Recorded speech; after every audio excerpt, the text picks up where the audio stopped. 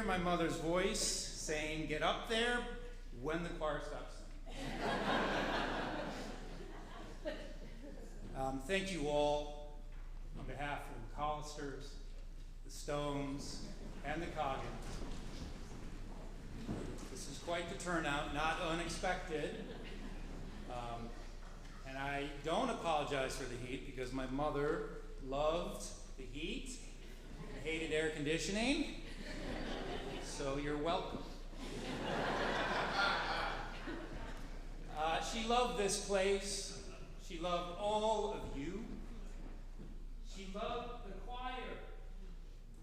And the fact that you all showed up today means the world to her. And in honor of her, the families have set up a choral fund to make sure and ensure her legacy continues. So you can go to singonliz.com. That's singonliz.com. And if you're so moved, we would appreciate any donation. So born on Tuesday, August 22nd, 1934, a Leo lioness was born, the proud parents of Friar McCollister and Alice Cherney. I think everybody in the family knew early on that no batteries were required for this young child. Exuberant, wide smile, infectious laugh, beautiful voice, great athlete. She was giddy up from day one. Now she lived in Glencoe at 454 Jackson, but her home is where we are today. Wherever you're sitting, way back in the balcony, up in front, my mother sat where you sat. 4,000 Sunday services she attended. I'll never make that. 2 weddings of her own, right here. March 28, 1956, married to my father, Fred Delzo Stone. And then August 27, 1983, to Frederick. She changed it a bit from Fred to Frederick. Not a lot. They were married in this church. Baptisms, burials. This was her, as some say, her safe space. I do have a secret to reveal for those that did not congregate with Liz on a daily basis. She did not proselytize it. She did not judge you, try to convince you. But she had a very personal and deep belief and faith in her Christ. And one particular passage always comes to mind when I think of Liz. And it's actually interesting because it's in Mark, it's in Luke, it's in Matthew, but it's love your Lord God with all your heart, mind, and soul, and your neighbor as yourself. Now, Mom had a different sense of who her neighbor was. Everybody was her neighbor. Right? We're all global citizens, all global neighbors of Liz. Now, if you knew Liz, you knew her immense capacity to love. It was actually quite competitive, right? I would be with my mother for dinner, or Mary Liz and Catherine would say, "Mom, thank you for dinner, we love you." "Not as much as I love you." Well, okay, we equally love each other, Mom. Impossible. I love you more and more every day, more and more in every way. Okay, you love me more. You are absolutely right, I love you more. She was a triathlete, an iron woman of the practice of loving. No matter where you were or where you were on your journey, she met you there.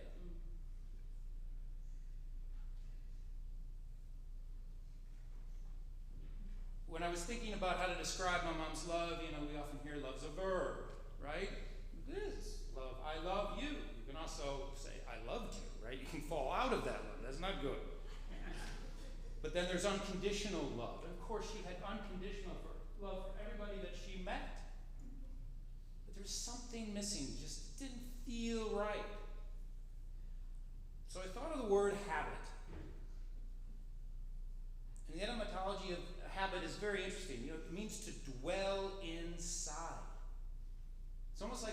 doctor and having your knee hit with the little hammer.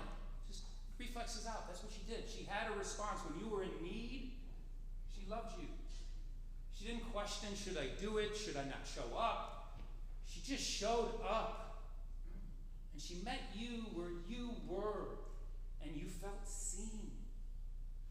This was the gravitational pull of my mother. And when you were in her orbit, you knew it. She was the star. We were moons. And she made us feel full, both literally and metaphorically. This gravitational pull had many effects. My father went to a junior college called Princeton, where Albert Einstein, some guy, was associated with. He was focused there in his studies. He had met my mother in high school. She went to Stanford. I know it was a big secret. She never told anybody she went to Stanford.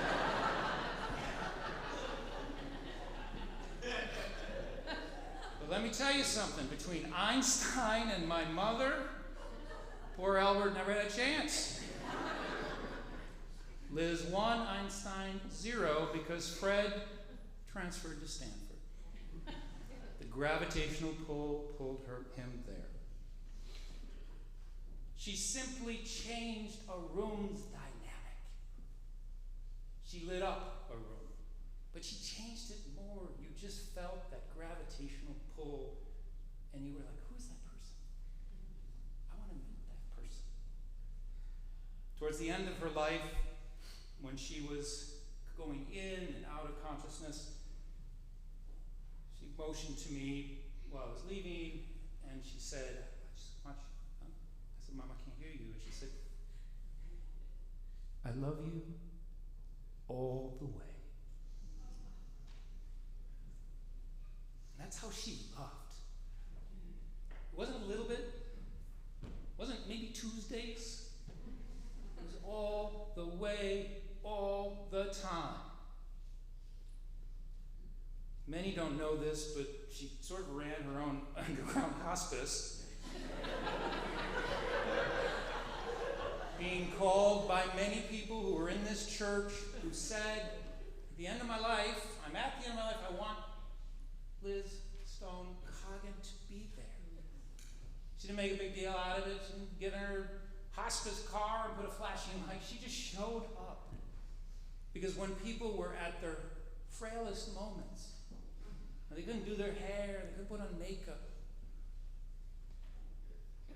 Mom loved them for who they were at that moment in time. When she and Skip decided to marry, it wasn't, Skip, I love you all the way. I love your children all the way. And there's 11 grandchildren. They're testament that they did not feel that they were step-grandchildren. She loved them all equally, endurably, all the way. She always said to me, Charlie, yes, Mom, you can never have too many people love you. As much as she perfected loving, my mother was also nuts. Bonkers, beautifully demented, so fun. She was bilingual, masterful at English, and she learned another language. I'm not sure if it was at Stanford. I don't know if you know that or not, but my mother went to Stanford.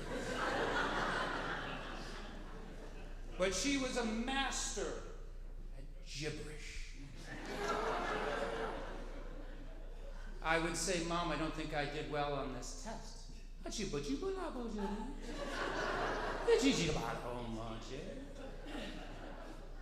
Mom, I said I didn't do well on the test.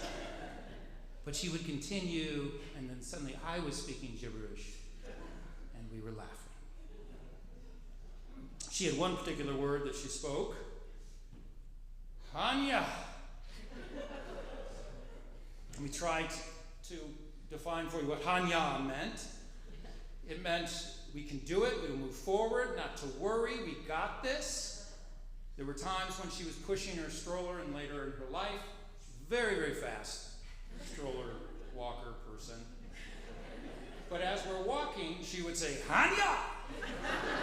And throw her stroller forward 12 to 15 yards. Now the race was on. She was racing to her stroller. We were racing to ensure she did not fall. But HanYah. If you don't think that's enough evidence that she was nuts, let me show you this little niblet. There was a school, 1964, Northbrook, Mary Liz and Catherine, and one Kathy Mays. There was a fourth young girl who was also involved, but due to the trauma she suffered, she does not want her name revealed. This was, my mother was driving the kids to school in Northbrook, about a 2.5, 3.2 mile trip to the school. She had got the kids in the car. She went to go forward. Car did not go forward. All right, most people would be like, well, we have to call someone else. Not my mother. She didn't notice the car went backwards. So that's what she did. She drove the car backwards to school, about 3.1 miles, waving along the way, stopping for stop signs, stop lights. HanYah!